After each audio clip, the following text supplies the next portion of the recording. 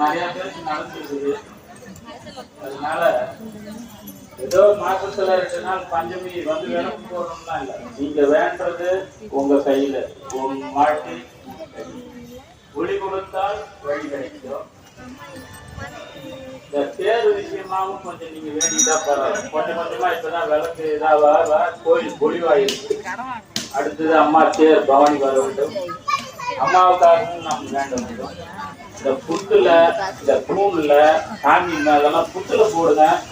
சாமி மேல பெயிண்ட் பாக்குறதுக்கு அழகுக்காக தான் வச்சிருக்கிறோம். மானசிகமா அந்த உருவம் கண்ணுல படியறதுக்கு தான் கருநெல்லின்னு அவையார் சொல்லியிருக்கிறாங்க. அந்த கருநெல்லியை 300 கடை அப்படின்னா ஒரு உருவத்தை தீபத்தை உத்து பார்த்து நம்ம பிரார்த்தனையை நிறைவேற்றது. அதனால அந்த வாகி மேல மஞ்சள் குங்குமம்லாம் கொட்டாது. பெயிண்ட் விட்டுட்டா திருப்பி பெயிண்ட் அந்த உருவம் நம்ம